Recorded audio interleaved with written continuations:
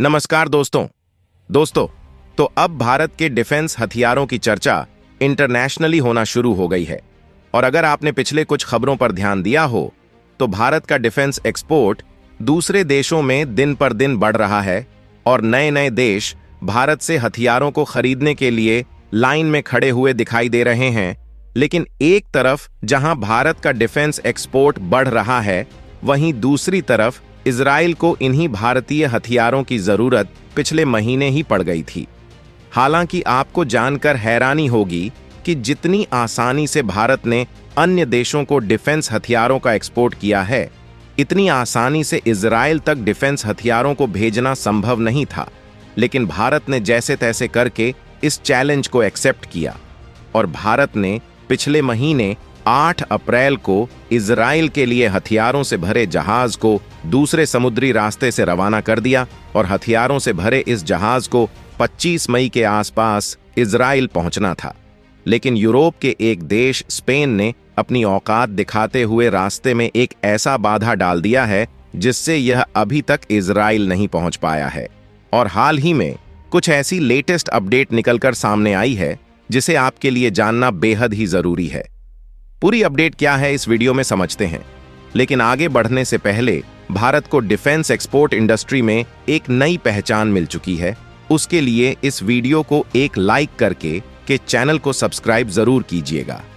दोस्तों, दरअसल देखा जाए तो इस समय भारत और रूस की दोस्ती के बाद इजराइल और भारत के दोस्ती की चर्चा दुनिया भर के देशों में चल रही है। और आपने तो भारत और रूस के बीच $4 बिलियन की डिफेंस हथियारों को खरीदने की डील फाइनल होते हुए सुना ही होगा। लेकिन आपको यह बात जानकर हैरानी होगी कि पिछले महीने 8 अप्रैल के दिन भारत की तरफ से इजराइल के लिए विस्फोटक सामग्री से भरे जहाज को रवाना कर दिया गया था।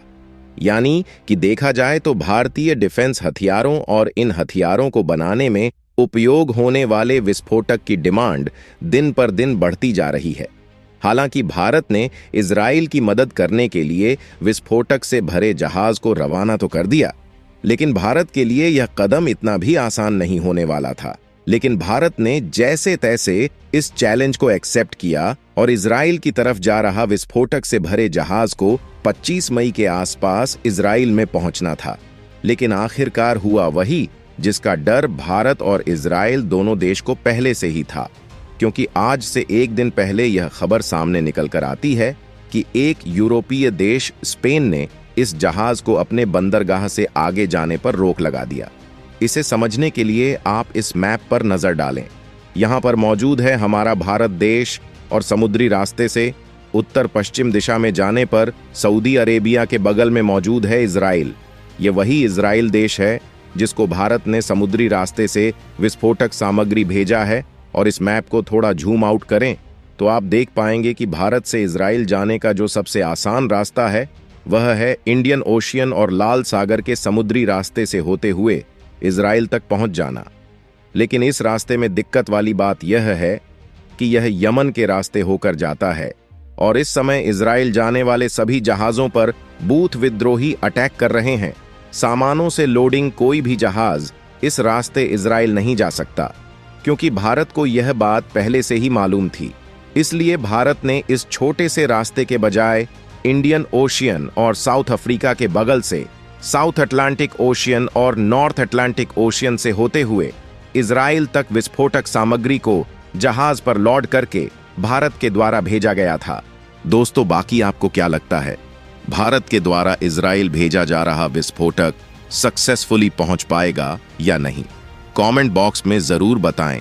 साथ ही और भी ऐसे ही नॉलेजेबल और इंफॉर्मेटिव वीडियो देखने के लिए चैनल को सब्सक्राइब करके बेल आइकन को ऑन एल पर जरूर सेलेक्ट कर लीजिएगा।